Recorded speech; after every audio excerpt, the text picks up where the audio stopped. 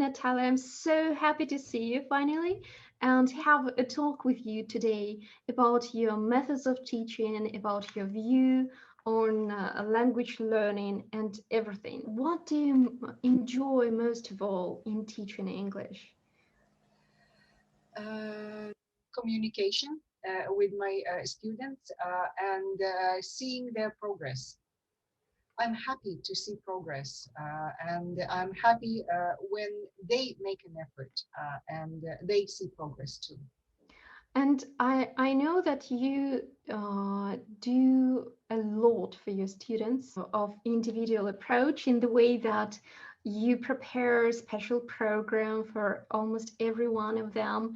And no matter what specialization they have, it may be like English for special purposes, be it medical English or marketing. So could you please tell me about that? Well, as for me, I would find it the most difficult one because I would like it requires spending hours for preparation. Life is long and I've tried to be in business myself. My husband and I, we run a marketing company and I have run projects, educational projects, advertising projects. So when I talk to people in marketing and advertising, general management, I know what they know and I can prepare something that will be interesting for them and useful. Useful probably is the key word here. And when I teach medical students, I need to understand why. Are they preparing for a conference? Do they need a slideshow presentation to talk about their achievements or new medicine, or they needed to talk to their patients? And I can build up their knowledge for that particular purpose. If it is IT, it's communicating with colleagues. Sounds so impressive. Sometimes people come to our website and they say that they have a conference, maybe in a year, and they are really embarrassed and they think that their English is not high level, their level of English is not high enough, and they say something like maybe they need just a general English course. But I think that sometimes it can take ages, right? If you just start learning general English without giving your purposes that you have in the near future. So what is your attitude? Like, when can people start learning business English? At what level? On vocabulary level, anytime. Mm-hmm. Because life is not just staying at home. You go Mm-hmm. out and you are in a totally different world. I prefer to mix business vocabulary, everyday vocabulary, and when they keep records of what they know, they usually put words in some uh, I don't know, a notepad Mm-hmm. file, or some people use Lingvalio and they cut and A paste. Quizlet. They Right. practice. Yeah, they practice words there, especially beginners. It helps a lot. So I never separate work from real life. If it is business course, business English, we will focus on business. We will focus on the topics that are relevant to them. And meaning and meaningful conversations are key.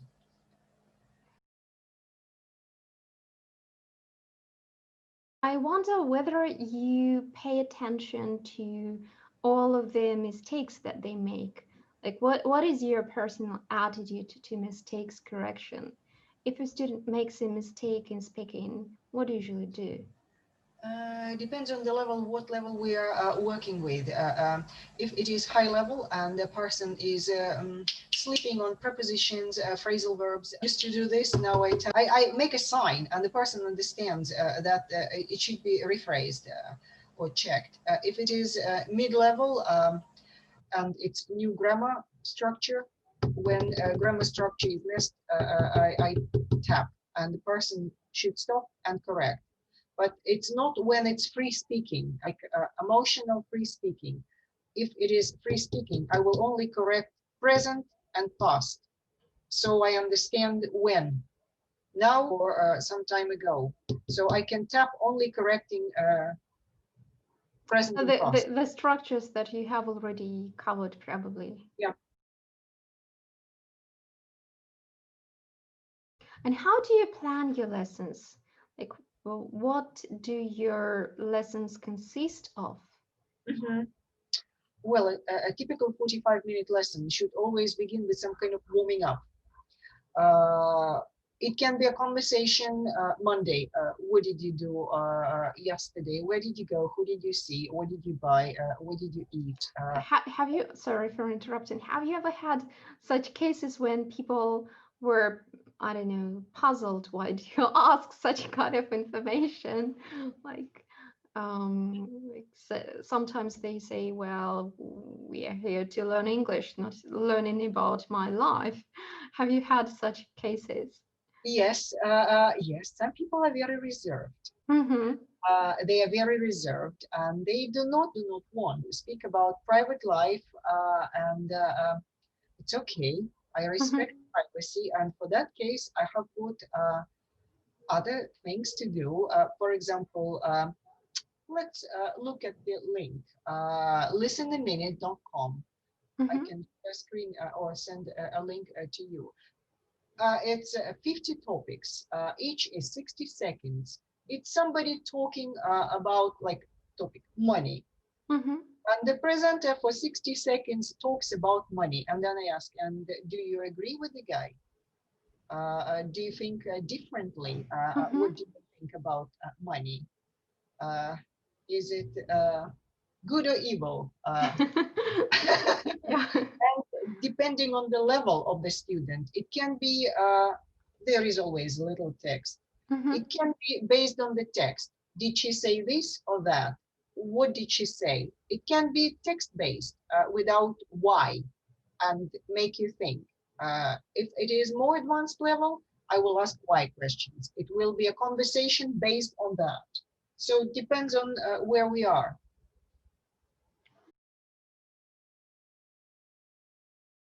What do you give for homework? Something that is short and sweet. Like what? Some kind of Uh, dessert? well, it can be a recipe of a dessert if we were talking about food and verbs connected to food preparation.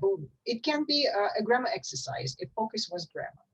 It can be any exercise that you can check yourself online, like put the right words, click the button, and you will see how you did Well, in what's that. your score?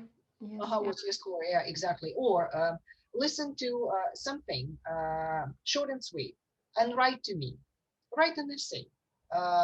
Or speak to me and send me your audio file.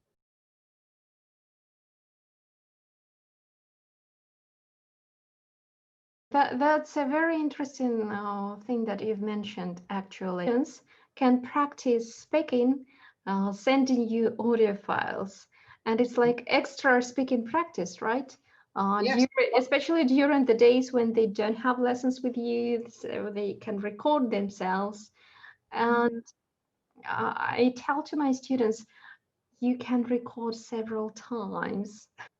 Uh, Because you can. sometimes, yeah, sometimes they send me, well, when they only start having lessons, they sometimes send the recordings and there are a lot of pauses or that they didn't spend time, extra time to, to polish their answer.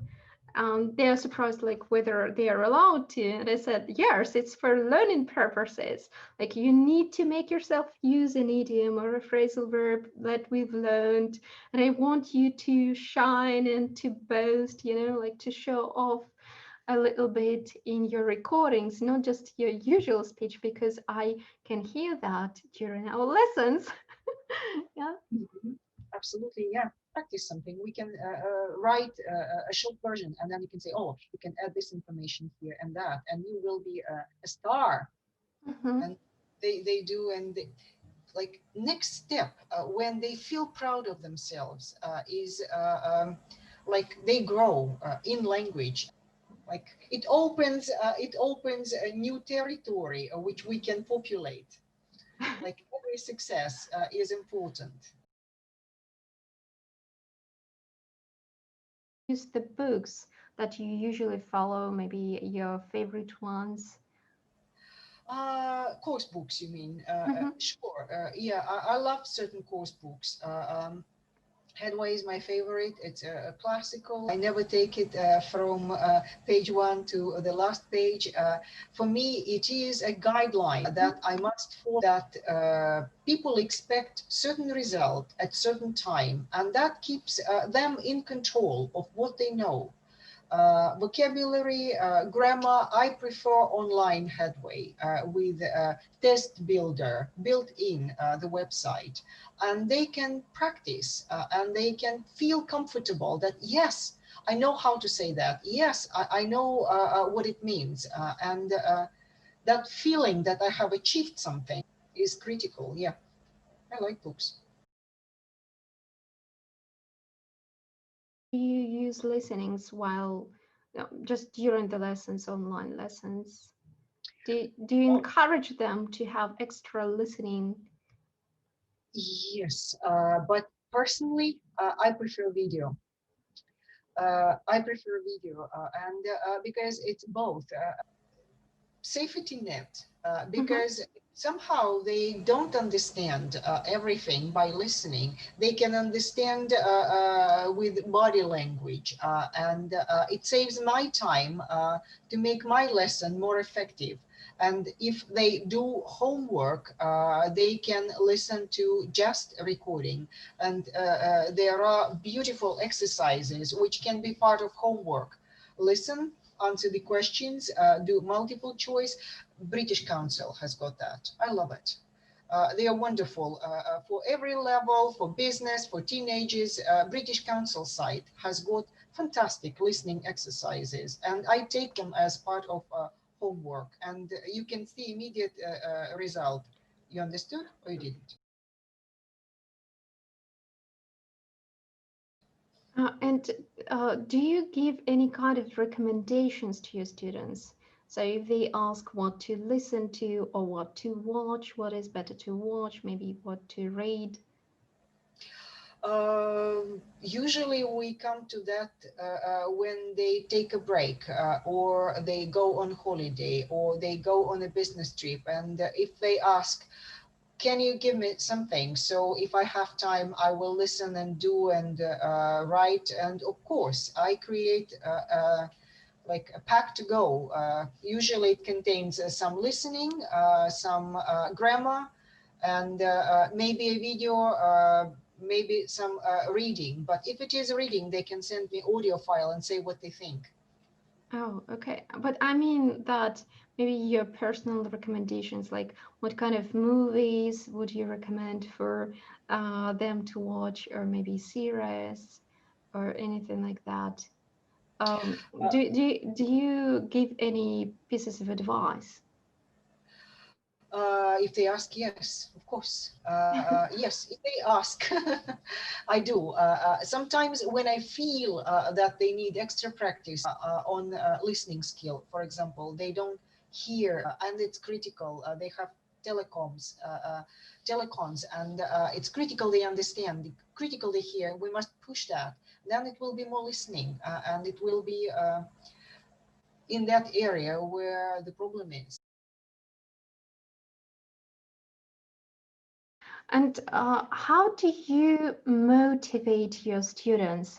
How do you make them interested in learning English? For me, for instance, personally, I can tell you that for me, this is the most difficult thing. So maybe because like I'm a motivated person, like if I'm interested in something, I will do it from morning till night. But how to encourage people to do the same? I'm at a loss actually. Like how can I make a person like what I like or something? I just tell them, for instance, maybe find something that you enjoy or something. Because like if I like, for instance, a series which is a fantasy or science fiction, chances Uh-huh. are that you won't if you are more into detectives or chick flicks. So like tastes are really different, and everyone needs to just to understand what he or she likes, how you do it. Because I know that if a student starts having lessons with you, they they continue having it for maybe for several years even. So how do you manage to keep students interested? Um, I What's your don't secret? uh, uh, Elena, you and I are working together for at least 10 years, right? And you know why I love you, why I like you? Because you are very enthusiastic. You love what you are doing. And I know it because what you are doing is great. We give people tools to walk through life successfully. And English is key now. And without English, you cannot succeed anymore. And we give them keys to kingdom.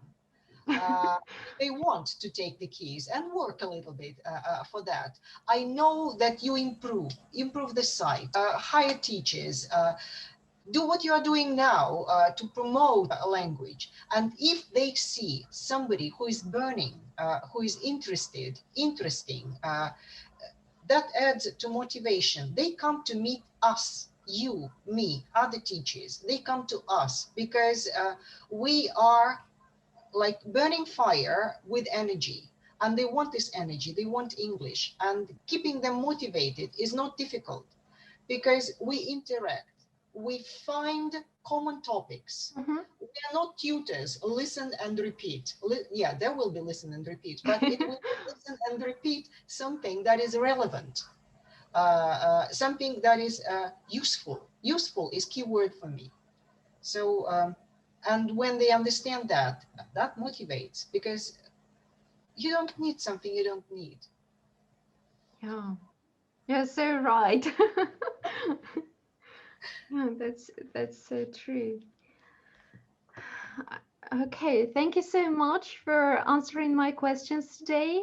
It was Mhm. a huge pleasure for me, and I hope that our viewers will also enjoy it afterwards, and maybe they will write something like their questions or comments.